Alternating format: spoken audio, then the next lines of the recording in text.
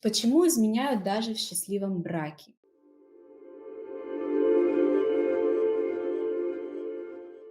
У меня было несколько интересных историй, да, когда действительно приходит женщина в смятении, в сомнении, в чувствах непонятных, и она не столько даже испугана этой изменой, сколько она реально не понимает, как это так. И она рассказывает, что мы жили душа в душу столько лет. И я была уверена, что у нас идеальная семья. И тут вдруг я вижу, узнаю, что он не изменяет. Как это? Мир рушится, я не понимаю. Если я настолько ошибалась, тогда на что мне вообще опираться в этом мире? Как доверять? Я не понимаю, как такое могло быть.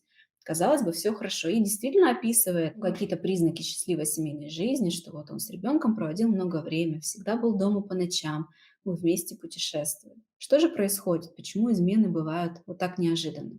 Если случается именно так, что брак кажется счастливым, и потом человек узнает, что ему изменили, значит, брак был счастливым только для одной из сторон. Это первый вариант.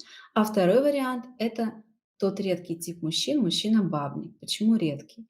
Они очень привлекают к себе внимание, они, как правило, харизматичны. Ну, вы можете себе представить бабника, который не харизматичный? На то он и бабник, у него харизма есть, он ее вот так развивает. И поэтому про них очень много говорят, и о них легко сочинять истории, легко о них рассказывать, они интересны. На самом деле в мире огромное количество мужчин, их намного больше, чем бабников, абсолютно нормальных, которые действительно могут жить даже всю жизнь с одной женщиной, ни разу ей не изменяя, при условии, что в браке они будут счастливы. А счастливы они будут тогда, когда все их желания, потребности будут удовлетворены. Мне здесь больше нравится слово «потребность», чем желание. Потому что если я озвучиваю вам, все его желания будут удовлетворены, то ошибочно можно представить себе женщину, опять-таки удобную, которая жертвует собой и удовлетворяет его желания, даже те, которые ей неприятно, возможно, удовлетворять.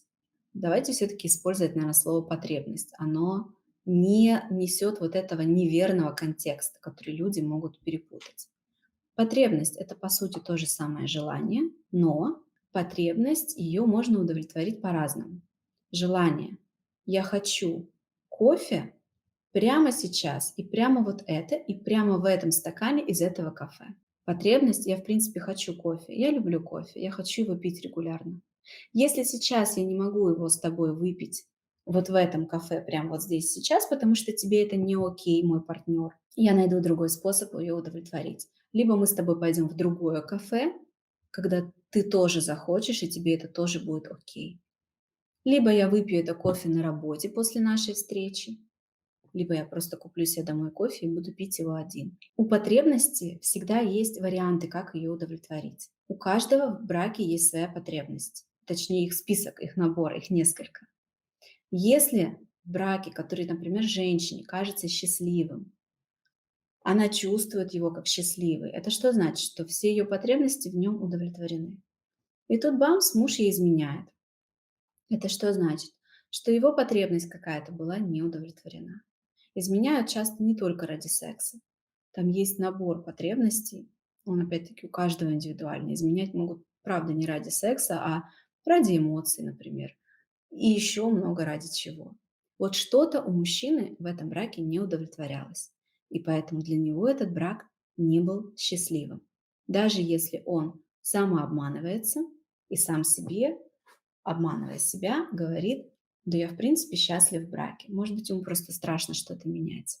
И он нашел более легкий способ, как обойти свой страх стороной, не менять что-то в браке, но удовлетворить свою потребность на стороне. Итого, в счастливом браке, когда оба счастливы, измен нет. Если брак кажется счастливым и есть измена, значит один из партнеров в этом браке несчастлив.